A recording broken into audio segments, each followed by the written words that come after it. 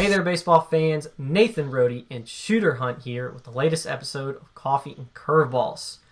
Shooter, we're right in your wheelhouse today, talking not just underclassmen, but like underclassmen. As we take a peek at the 2022 class, you got to look at some guys. While we were down in South Florida, you snuck off to West Palm Beach for a day to look at these guys are now rising freshmen. So before we get into some of the players, when you roll up to an event that's got 2022s and you're looking at kids that young, what are you looking for?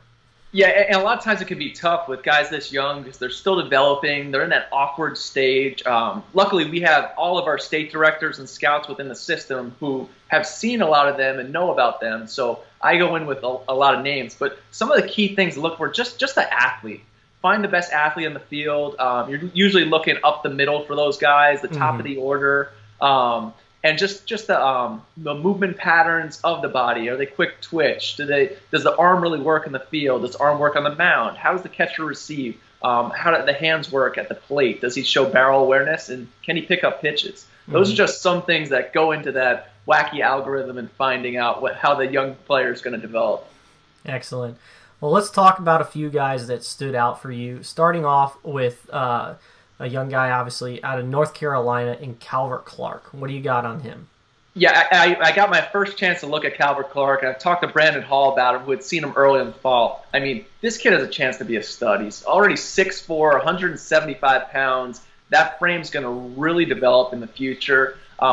It moves well, runs well, just stands in the box like a hitter. The thing that I like most about him was his ability to track the baseball. He got on some breaking balls early in counts, picked them up, recognized that they were hangers, and put some good swings on those pitches. That's something that I like to see out of a young hitter. He also has that feel for the barrel, can work the whole field. But Calvert Clark is a big name to watch in this 2022 class, and I think we'll see him fairly high on the next release of the 2022 rankings, the initial release.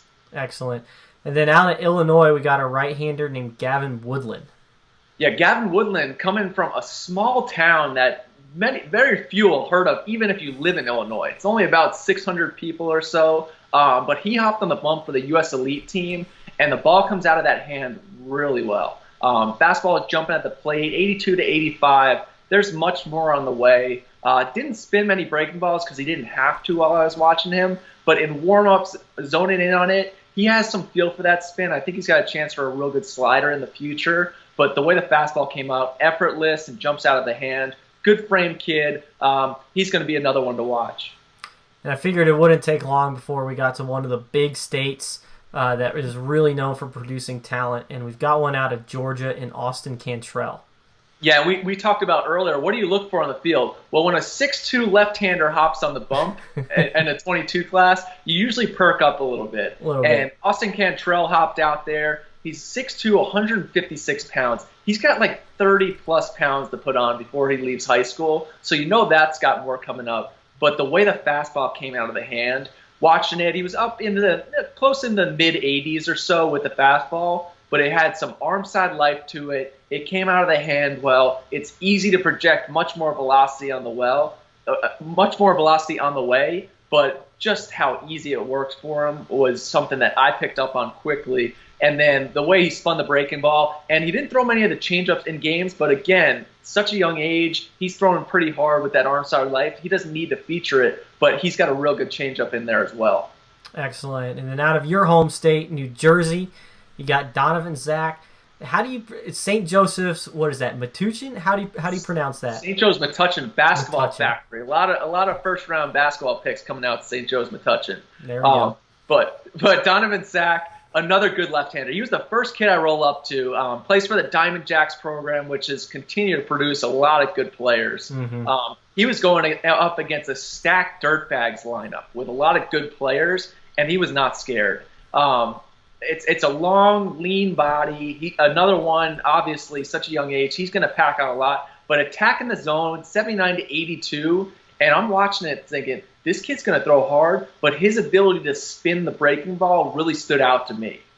His athleticism on the mound, even the way he fielded his position and threw pickoff throws, he was whipping it over from all angles. Mm-hmm. So that just lends well to his future progression as a pitcher. Donovan Zach, left-hander, had a lot of eyes locked in on him, so he's a good one.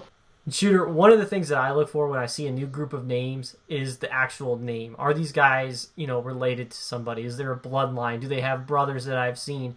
And our next guy very clearly has an older brother.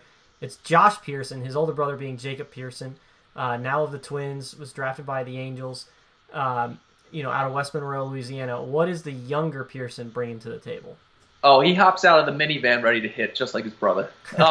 He's a really good one. Got to see him play for the Louisiana Knights, both in West Palm and in Jupiter, because he was playing for both teams, the 15U and the draft-eligible squad. So he went morning with the younger crew, bammo home run deep to right field. Then he gets another hit in that game. And then later on in the evening, he goes up with the big boys. Oh, 94? It doesn't matter. I'm just a freshman. I'll turn that around. No problem with it.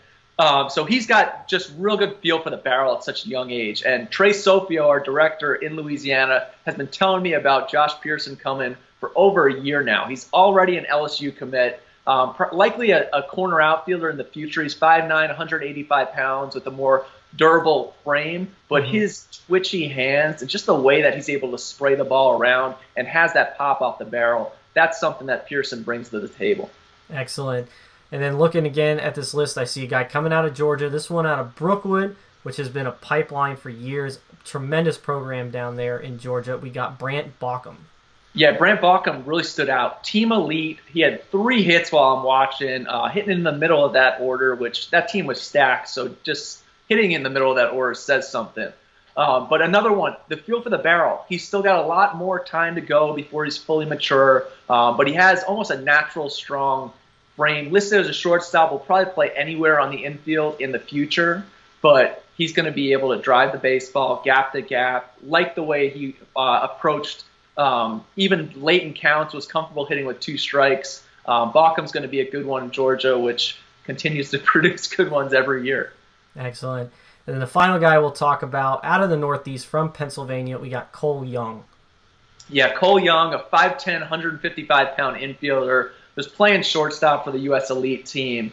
I mean, just looks like the winner that every college coach is going to love, and they're all going to want to have him in their program at some point because he can really handle the bat, left-handed hitter, just the way the barrel comes through the zone, it almost lags in the zone forever. So it allows him to drive the ball to all fields. And then running around at shortstop, was good out there. I think he could probably go to center field if he needs to. He's an athlete, anywhere on the infield. But more than anything, coming out of PA, you're getting a tough kid coming in, stands in the box like he's trying to do some damage. And I think, for one thing, Cole Young is a guy who's going to continue to get better, and he's a winner. Excellent. So there's a good look at the 2022s. Shooter's got an article up on PrepBaseballReport.com going into more depth about the guys we just talked about, as well as several others. And also be sure to be on the lookout for the 2022 initial rankings, which should be coming out plenty soon. They're coming out very soon. Excellent. So be sure to jump on PrepBaseballReport.com, find all the coverage, and look out for that list. But in the meantime, for Shooter Hunt, I'm Nathan Rohde. This was Coffee and Curveballs, and until next time, we'll see you guys at the ballpark.